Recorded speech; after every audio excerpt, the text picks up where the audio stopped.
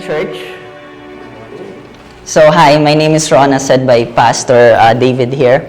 I'm really glad that we are here today, and I also thank the worship team for leading the worship for today, and I also thank God because He has given us a wonderful day to praise and worship His name, and also an opportunity for us to learn God's Word for today. So, you all agree with me that God is good, right? Amen? Amen. Amen. God is good. Anyone here this week, anything that you can think of that God has done in your life, and you can say that because of what He has done this week to your life, that He is good? Do we have something in our mind right now? Amen? Amen. Yeah, I can think of something as well. So, God is good every time. All the time, God is good.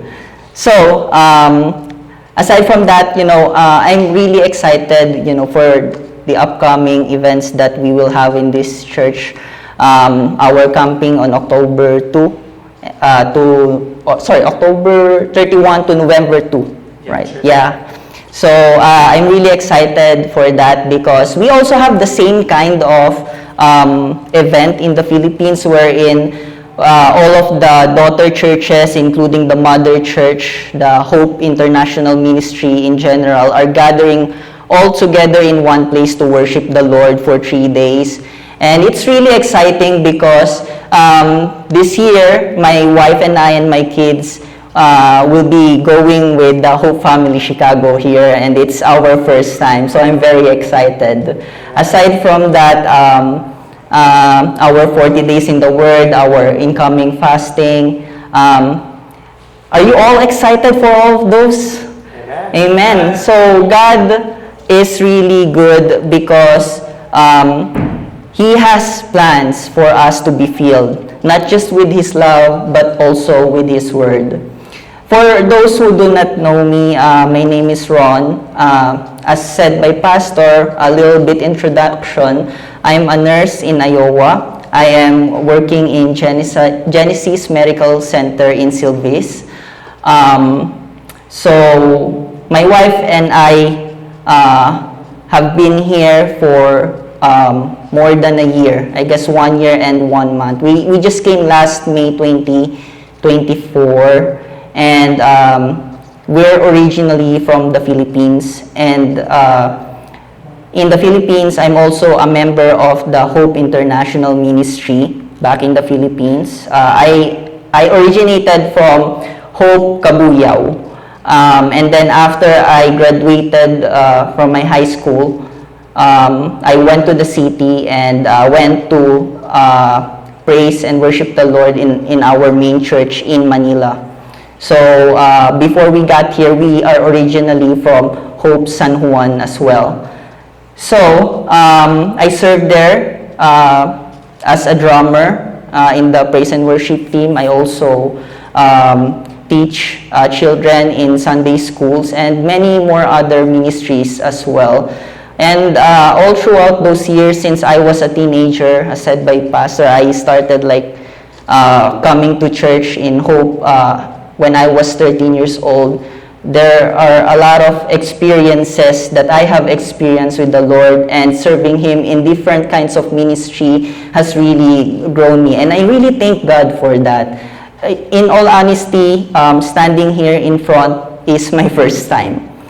Maybe second time because I already preached, I think, last 2 weeks ago, I guess. And I really thank God because this is an opportunity for me to share His Word, and I really pray that everything that comes out of my mouth will really come from God, so that our hearts will be filled by the things that He wants to tell us. And I also thank Pastor David because he has given me this challenge. As I said, I've never done this before. I teach in small groups back in the Philippines, but I never did imagine myself standing here in front, sharing God's Word to everyone on a Sunday. So, My topic for today is walking wisely, and our verse for today is Ephesians 5, verse 15 to 21. So may I ask everyone to stand up and honor the word before we proceed, and let's read from this verse. In the count of 3, 1, 2, 3, go. Be very careful then how you live, not as unwise but as wise, making the most of every opportunity, because the days are evil. Therefore, do not be foolish, but understand what the Lord's will is. Do not get drunk on wine, which leads to debauchery. Instead, be filled with the Spirit, speaking to one another with psalms, hymns, and songs from the Spirit. Sing and make music from your heart to the Lord, always giving thanks to God the Father for everything, in the name of our Lord Jesus Christ. Submit to one another out of reverence for Christ. Amen. Let's pray. Hallelujah. Father, we just want to thank you for your wonderful word for this morning. We pray and seek you, Lord God, as we know, Lord God, what you are about to tell, Lord God, this morning. And I pray, Lord God, that you open up the hearts of the people inside this church, including mine, Lord God. And I pray, Lord God, that your Holy Spirit will guide me, Lord God, as I speak, Lord God. And I pray that every word that will come out of my mouth will come from you, Lord God. Lord, this we all pray in Jesus' name. Amen.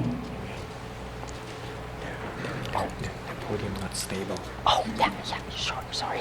Oh, okay, so, all right. So I'm not going to touch the pole because this is quite unstable.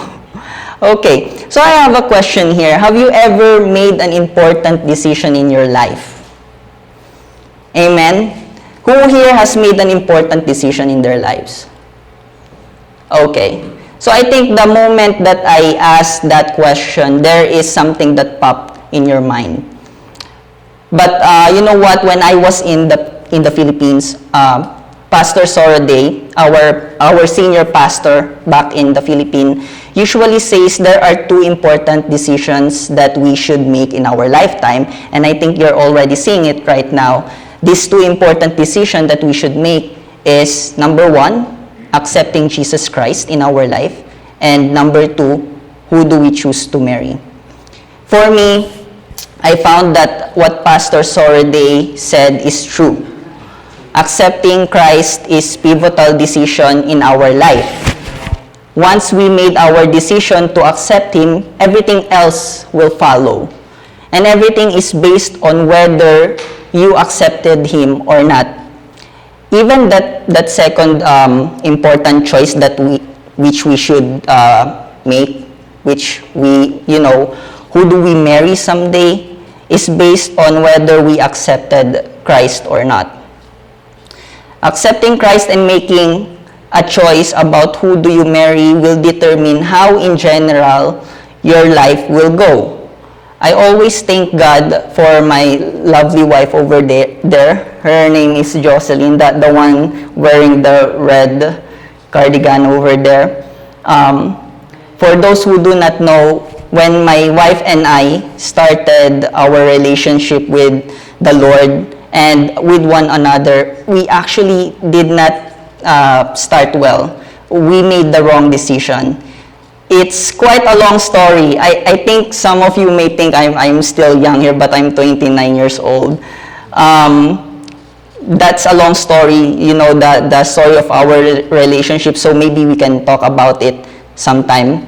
But we are a living testimony that if we choose Jesus, if we walk wisely with Him, He can turn our mistakes into something beautiful. If we walk wisely, if we choose wisely. Brothers and sisters, there are other major and minor decisions that we should make in our lives as well. Amen? Amen. In fact, we make choices every day. Who agrees with me? We make choices every day, right? Amen. The passage that we read in Ephesians 5 verse 15 to 21 actually began in Ephesians 4 verse 17 to 18. And it says there, "So I tell you this, I insist on it in the Lord, that you must no longer live as the Gentiles do, in the futility of their thinking. They are darkened in their understanding and separated from the life of God because of the ignorance that is in them due to the hardening of their hearts." So basically, this verse is encouraging us not to follow the pattern of this world because it is corrupted. Its understanding is darkened by ignorance. So in Ephesians 5 verse 8 to 10 says here, "For you were once darkness, but now you are light in the Lord.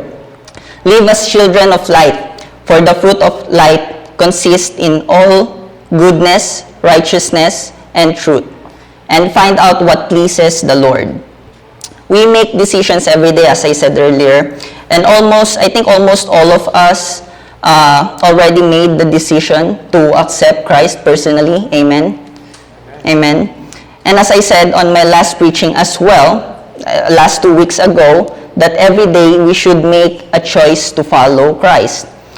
And now, the Bible is challenging us to make a clear separation after conversion experience. There must be a difference between before we knew Christ and then after we knew Christ. There must be a difference between light and darkness. There must be a difference for those without Christ and compared to those who have Christ. As Christians, we must sanctify ourselves for God. Amen? I think I already mentioned it last time when I preached here, that every day we should sanctify ourselves for the Lord. Jesus already did his part when he justified us on the cross. Now we are working with him to separate ourselves from the world so that we can preserve our lives for God. Now, how do we walk wisely to preserve ourselves for Christ? So number one, the number one thing that we should do is make wise choices. As said in Ephesians 5 verse 15 to 16, we read this earlier, "Be very careful then how you live, not as unwise, but as wise, making the most of every opportunity because the days are evil." I have a question again here. Who are those here that love sports? Anyone here love sports? Okay. For me in particular, I really love basketball. Have you ever watched the Olympics last year? Who watched the Olympics last year? Yeah. In all honesty, I watched in particular the men's basketball. I really love basketball, and I saw that the Team USA has a really great team. So I watched it all throughout. And you know what? Without a doubt, all of those athletes who participated in Olympics have diligently planned their strategies, trained and disciplined themselves to win. And likewise, Apostle Paul, speaking of the Olympic Games of his own day, calls for Christians to act with similar dedication. He said in 1 Corinthians 9, verse 24 to 27, "Do you not know that in all race, all the runners run, but only one gets the prize? Run in such a way as to get the prize. Everyone who competes in the games goes into strict training.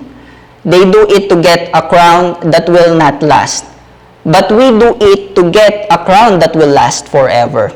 Therefore, I do not run like someone running aimlessly. I do not fight like a boxer beating the air. No, I strike a blow to my body and make it my slave, so that after I have preached to others, I myself will not be disqualified for the prize." No one wants to be disqualified in this life, right? Even in simple games, no one wants to be disqualified. We only have one life, one shot to do the things that we need to that needs to be done to have a better life.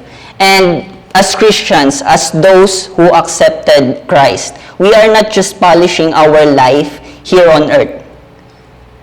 As Christians, we must aim to achieve something that will last. Then let's make the wise choice. Don't run aimlessly. In every decision, ask yourself, what would Jesus do? What would Jesus do? Our time here on earth is temporary, as I said earlier. It says in James 4, verse 14 to 15, why you do not even know what will happen tomorrow? What is your life? You are a mist that appears for a little while and then vanishes. Instead, you ought to say, if it is the Lord's will, we will live and do this or that. We are on a journey to heaven because it is our permanent home. Amen? Heaven is our permanent home, right? Our life here on earth is temporary. 80 years old, 90 years old. If you go above 100 years old, bless you. It may seem forever, but it will be just fast. And it is nothing compared to the eternity that the Lord Jesus Christ is offering us. So let's make the most out of it. Amen? Amen. So, if you do not know where to start, we should ask God what is His purpose for our life. Because having a clear purpose will help us make wise choice in life. Who has here has a clear purpose? Who has here has goal? When I was a kid, I wanted to become a doctor. And I think that's why I'm a nurse right now. Close enough. I think we just don't have enough fund for me to go to a medical school. But I really thank God for the profession that He has given me. You know, helping those other people that really needs help because they have illness. When I was a kid, that was my goal. But then when I became a Christian, my goal now is something farther than becoming a doctor. You know, everyone age, everyone retires.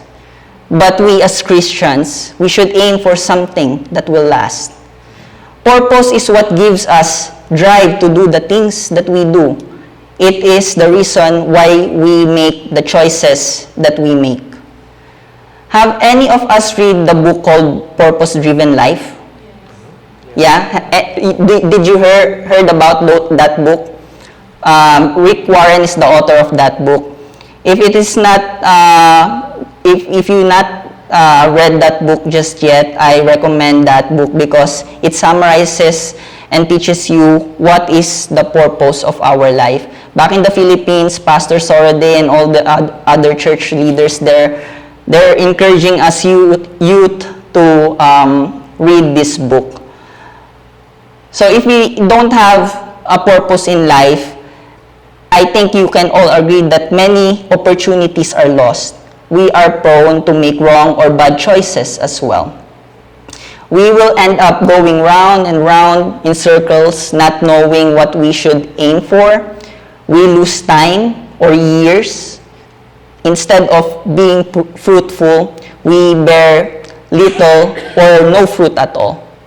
Any one of you wants to have no fruit at all? I don't think so. Every one of us wants to be fruitful. Everything that we do it because we have purpose. And if we do not want that thing that we are doing to be in vain, let's do it all for the Lord. Amen? Amen. Amen. I have a short story to tell you. On his birthday, a very wealthy man in London called his servants together to give them some presents. He had a Bible and some $20 notes. The servants were to make a choice between the Bible and the notes. First came the gardener who said, "I would like to have the Bible, but my wife is very sick and I need the money. I will take the note." Then the cook of his household said, "I can't read, So the Bible would not do me any good. So give me the money instead. Then the coachman said to him as well, I would appreciate having the Bible, but I have something pressing obligations. I believe the money will help me more. And then finally, the errand boy came for his gift. The gentleman asked, Son, which will you take? The boy replied, I really need the money, but my mother who has gone to heaven used to read to me from the Bible. I will take that. So the boy took the Bible. The old gentleman was very much pleased with this choice as he handed the good book to the boy. He said, God bless you, my son. Your wise choice is this, and I present you this book to you and with all that it contains. So everything that is within the Bible, he will give it to the boy. You know what? All the servants were still sitting in the presence of their master. The boy slowly opened the pages of the book. A shining $20 piece dropped out, and the boy picked it up and handed it to the donor, which is the old man. And the old man said to him, No, did I not give you the book with all that it contained? The boy continued to turn the pages all along, all throughout the book. He found in the book there are large notes of dollar bills there, and when these were counted, it's quite a fortune. The other servants sat back quite abashed in the presence of the boy whose choice had meant more than he had known. So, what is the moral of the story? I know this kind of story may not happen in real life, but what is the lesson here? The lesson is that if we let God's will be done in our life, we will definitely see so much opportunities than what we expect. Amen? Who among you here asked God for something?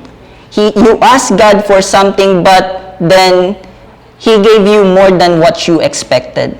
I have, you know, when I took the NCLEX examination last December 2021, I told God that, Lord, even if I need to take all 145 questions, that just for me to pass this exam, it's okay for me. Because the NCLEX exam, the exam for nurses, so that we can get here in the US, has 145 questions. But guess what? No, I prayed for it every time. The lowest score that you can get is 75. 75 questions. If it shuts down, there's only two things or two reasons why. It will shut down because you passed, or it shut down because no matter how many questions the computer will give you, you will fail. So, my computer shuts down at 75. And I think you know the rest is history. I'm here. And it just took me like 75 questions, but I asked God for like 145. So, you know, if you choose God's will, if you ask for something, make sure that it is aligned. It is aligned with the will of God. Because if we do that, we can expect more than what we ask. If it is God, is the one who's going to give us the blessing. Amen? Amen. Amen. So whatever you do it for the glory of God. Think about it. If you have talents, time, finance, and opportunities, are you using it to the utmost for God? Are you maximizing all that God has given you? What matters to you? Is it just living for today or living for eternity? I remember the parable of talents. I think God has given us, each and every one of us, talents, skills, whatever. And I think He gave us different kinds of talents because He wants us to multiply it so that when the time comes, we can give glory, we can give praises to God. So, use everything that you have for God's utmost glory. There are three things that will last forever, brothers and sisters, and I think there's an error there. All of it are one. But those are the three things there. The soul of man, which we all know, if one soul is saved, it means a big celebration on heaven. It is said in Luke 15 verse 7, I tell you that in the same way there will be more rejoicing in heaven over one sinner who repents than over 99 righteous person who do not need to repent. And then the second one is the Word of God, which I think every one of us has nowadays. We have digital, we have our manual Bibles. Back then, the disciples, the apostles, the heroes of the Bible does not have this packet of book, this digital Bibles that we have. And still, they treasure it. Like it is as if it's their meal for every day. In Isaiah 40 verse 8, it says there, the grass withers and the flowers fall, but the word of God endures forever. Amen? The word of God endures forever. And lastly, all those things that we do for Jesus. All those things, brothers and sisters, even the smallest things, even the things that we do to our neighbors, to the people around us, it can last if it is done in Jesus' name. Amen?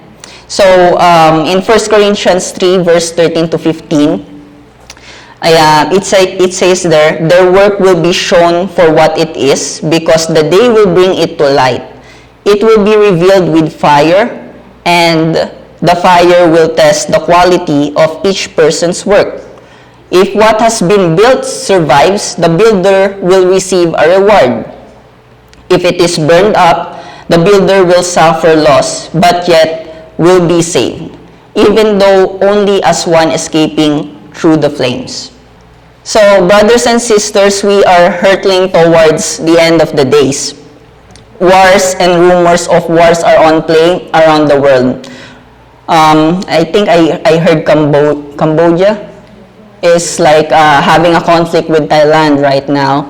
Ukraine and Russia, Israel and Iran, right? Iran, yeah. Brothers and sisters, we're hurtling towards the end of the days. Prophecies coming into pass in the world, seeing more and more evil than before. Now is the best time to make the most of every opportunities because the days are evil. Do you agree? Amen. How can we walk wisely? Number 2, understanding the will of God for our lives. In verse 17, it says there, therefore, do not be foolish, but understand the Lord, what the Lord's will is. So to understand in Greek, language means to grasp, to perceive, to see with the mind, to comprehend. The wise man is the one who understands God's will. If we want to make wise choice, we must understand the will of God. Amen? Amen. So, who can tell me the will of God then? Okay. So, if we do not know the will of God, we need to seek it. How does one determine the will of God? Does God have a specific will for every decision that we make in our life? How does God guide us in making decisions that are good? Must we depend on feelings, impressions, circumstances, and subjective impressions to determine God's will? Do you think that's the way on how we can know God's will? You know, these are the questions that for which we need some answers. Amen. So let me give you some illustration here. A lady who had a lifetime ambition of going to the Holy Land, which is Israel, got a pamphlet on the Holy Land tour. And she read it over carefully and noticed that it stated that they would be traveling in a 747 jumbo jet from where she is to there and back and forth, She wrestled throughout the night, tossed back and forth, wondering what God's will might be. And she woke up the next morning, looked at her digital clock, and it read 7:47 or 7:47 a.m. So it convinced her. So it is God's will. Okay, I'm going. That's how she knew that it is God's will for her to go to the Holy Land. Unbelievable, but that does sound right to you? Is that how we know that it is the will of God? I don't think so. So, here's another illustration. As a man was driving in Washington, D.C., he was searching for God's will for his future. Then his car ran out of gas in front of the Philippine Embassy. He took that as a sign that he should go to the Philippines to be a missionary. So he went there because his car stopped in front of the Philippine Embassy. That's another unbelievable story of how people try to seek God's will. But it can happen, right? It can happen. Thank God, my wife and I, before we got here, that's not how we decided, to be here. And I can assure that I have the Word of God before I went here in the United States. So thank God for that. Here is my last illustration, brothers and sisters. There is this example of a Christian who used the open window, and when the pages were blown by the wind, he will put his finger on one of the verses of the Bible. And one time he did that and pointed to the verse that says, Judas went and hanged himself. Not a very good life verse, so he did it again. And this time he put his finger on the verse that states, go and do likewise. So, he's still not convinced, so he tried again for the third time, but the verse said on the third time, whatever you do, do quickly. So let's not be like this man here who is just pointing his fingers on any verse of the Bible. Yes, we can know the will of God through His Word, but not in the way that we randomly choose His words that will benefit our desire. Amen? If it is God's will, we should follow it. Our will should not be our priority. If we want to expect something more, we need to seek the will of God instead of our will. In Psalms 40 verse 8, it says there, I desire to do your will, O my God. Your law is within my heart. This is the psalmist David. Remember when Jesus was praying in the Garden of Gethsemane before he was crucified? While he was praying, he said, My Father, if it is possible, may this cup be taken from me. Yet not as I will, but as you will. His desire was there because he is 100% man, 100% God. He is bargaining if God can spare him for what he is about to experience. But he set aside his plea, his self, just to do what God's will is. Same thing when Jesus taught us how to pray, right? After revering God's name by saying, Our Father in heaven, hallowed be thy name. Your kingdom come, your will be done on earth as it is in heaven. Again, Jesus emphasizes that we should desire to do the Father's will. And for us to really know God's will, we must not base our decisions and pattern on the pattern and system of this world. But let God renew our minds so that we can be transformed into His image and likeness. In Romans 12 verse 2, it says there, "Do not conform any longer to the pattern of this world, but be transformed by the renewing of your mind. Then you will be able to test and approve what God's will is, His good, pleasing, and perfect will." When I was in the Philippines, whenever we ask Pastor Soroday, especially those of us that are still seeking of, the purpose of our life, some of my brothers and sisters there are asking, "Pastor, how should I know the will of God?" And Pastor Soroday always point out to that verse in Romans 12 verse 2. First, we should go to God and make sure that our minds are being renewed by being transformed by God. Then, after that, you will have that eye that can see what God's will really is. Not just for your life, but in general. When your mind is being renewed every day, you will see the bigger picture. You will see the bigger picture on why God wants you to do this and to do that. So, from this passage, we can see that if we let God renew our minds, then our thoughts will be sanctified to be led by His will. And His will can be found in what is good thoughts, good deeds, what is pleasing to God and then to man. Take note, first is God, and then man. And then what is perfect? By God's perspective, not by the perspective of men. So, aside from knowing His will through His Word, we can also know His will through the Holy Spirit. John 14 verse 26, it says there, "But the Advocate, the Holy Spirit, whom the Father will send in my name, will teach you all things and will remind you of everything I have said to you."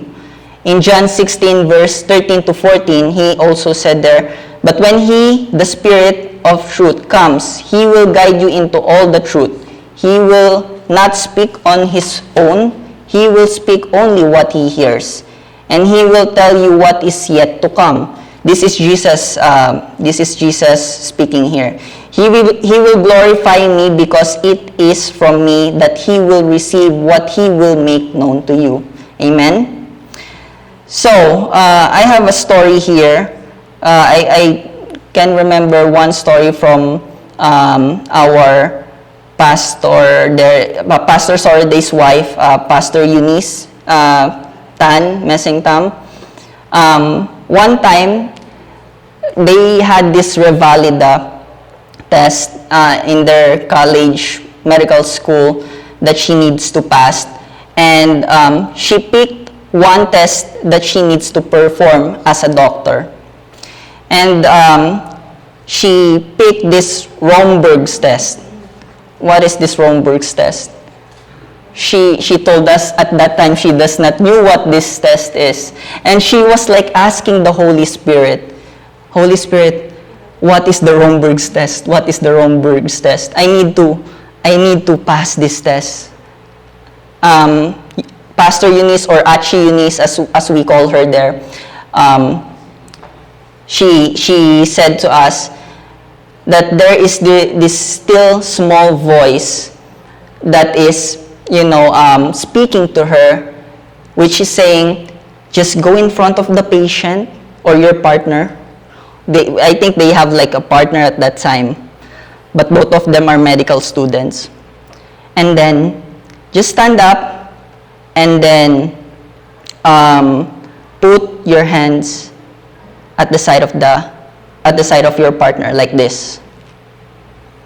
So after that, when the instructor saw what she did, she was amazed because at that time she has no idea what this Romberg's test is. And it's like, Holy Spirit, you want me just to like put my hands at the side?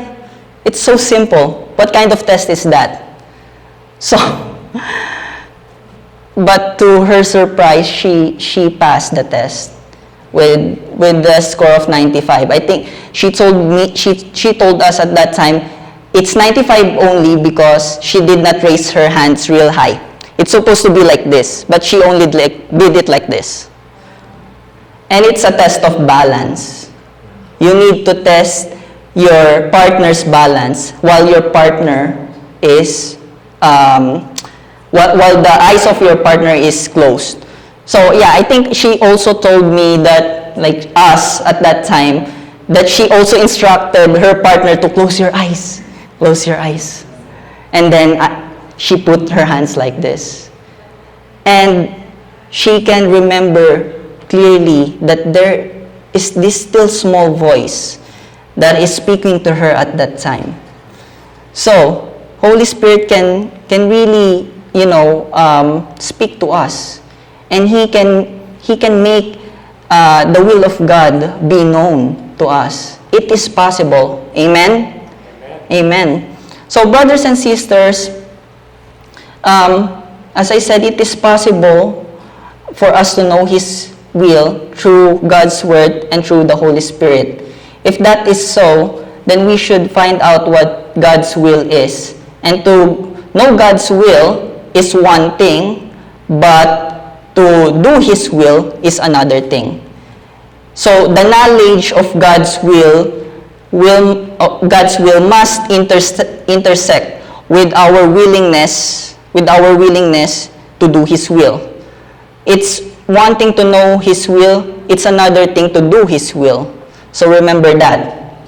If we want to walk wisely, we need to find out what God's will is in our lives and in every decision that we make, and then do it.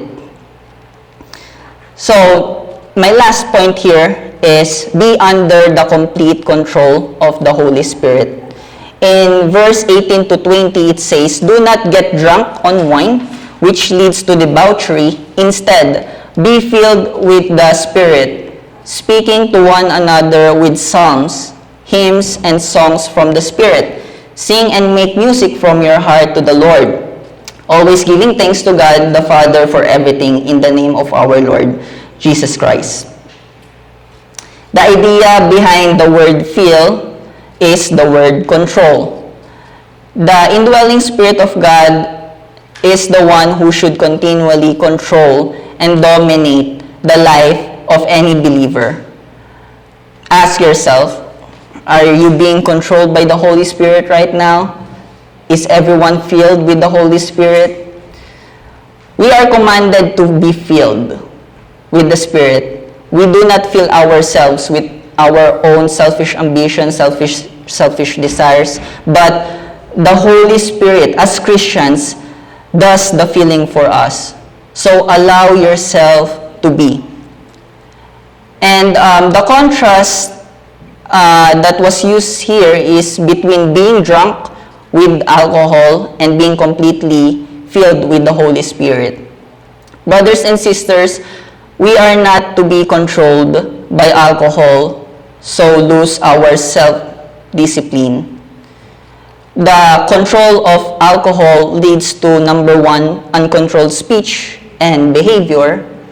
Number two, the wasting away of our precious organ, particularly the liver.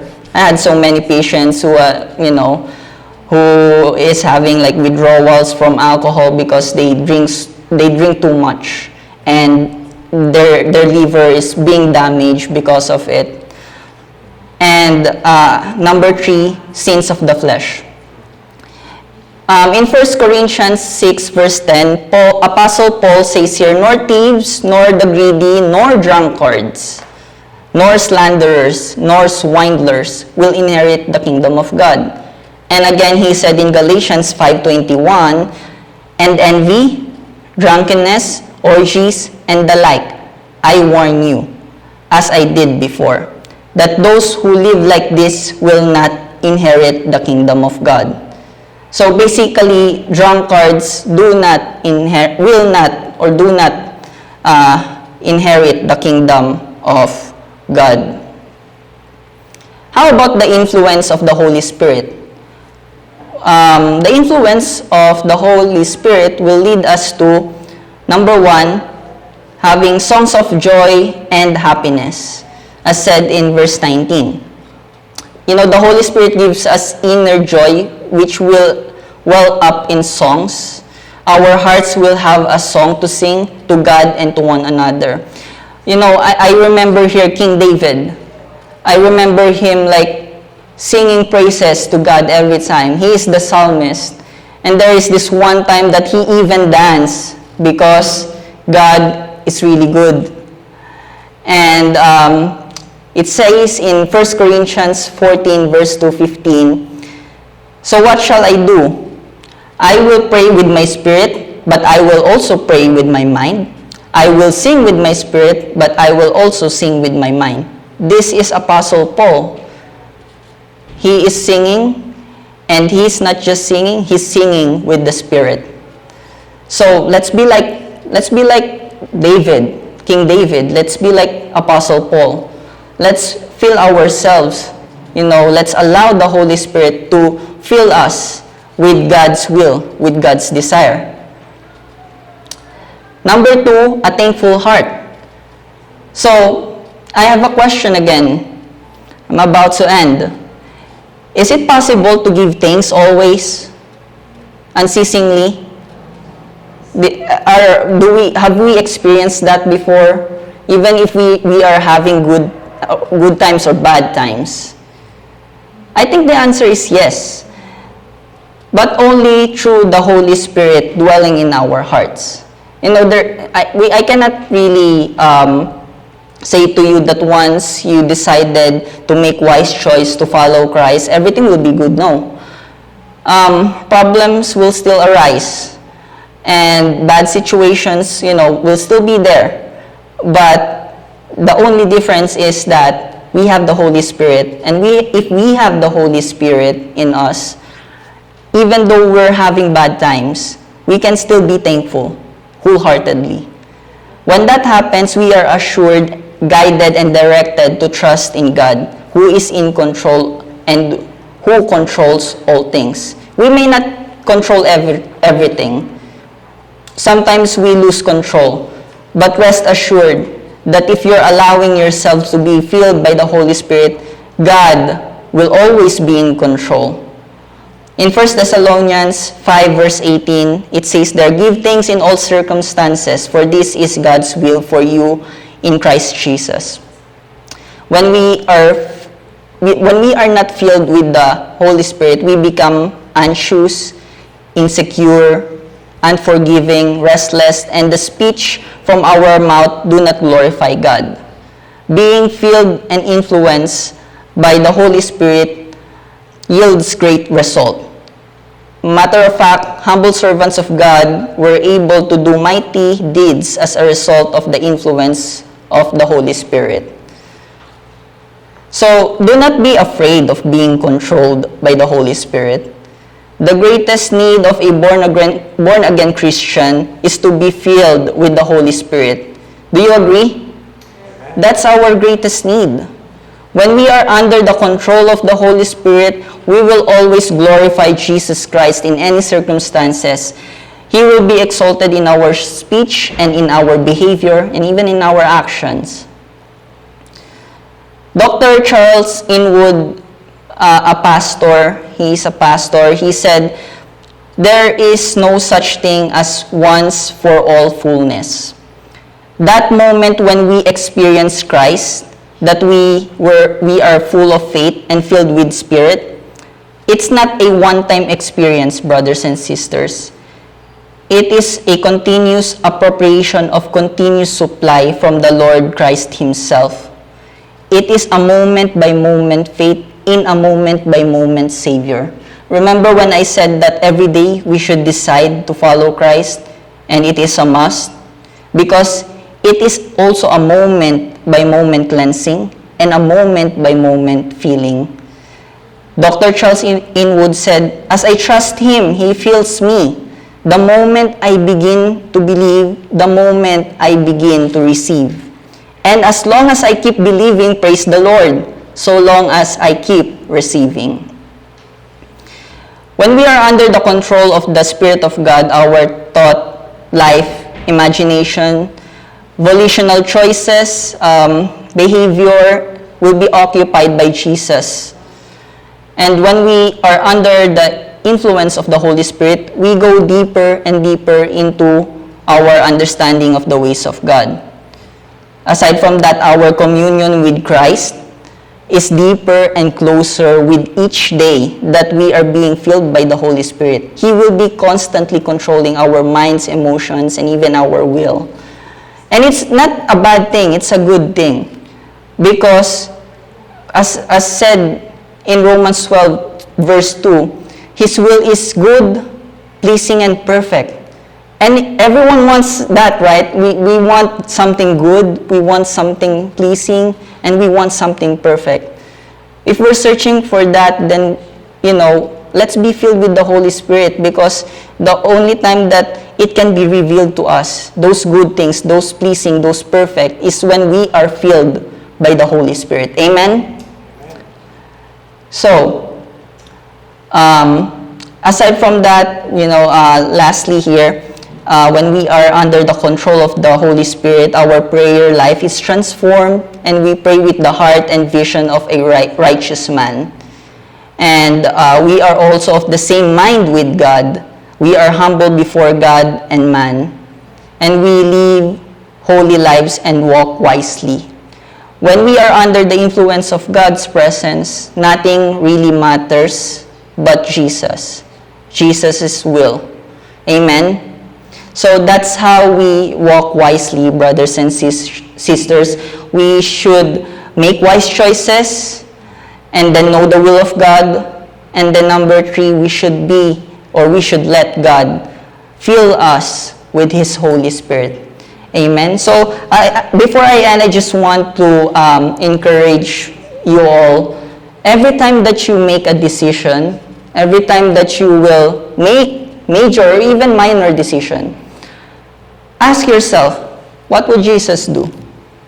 What would Jesus do? Let's do that for a week, shall we? Or if you really feel like it, whenever you make decisions or choices, ask yourself that question. What would Jesus do? So before we end up, I just want to pray for every one of us. Let's pray. Hallelujah.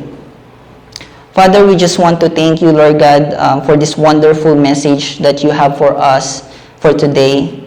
Lord, we acknowledge that sometimes we can be blind, Lord God, for what your will is. But Lord, we also ask, Lord God, that you open up our hearts, Lord God, to make the wise choice and to follow your will and be filled by your Holy Spirit.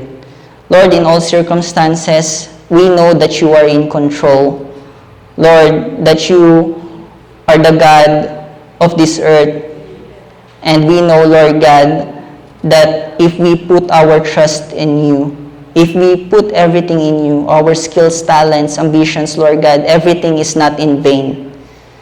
Lord, help us to renew our mind, Lord God. Renew our mind, Lord God, so that we can see your good, pleasing, and perfect will. And this we all pray, Lord, in Jesus' name. Amen. Thank you very much.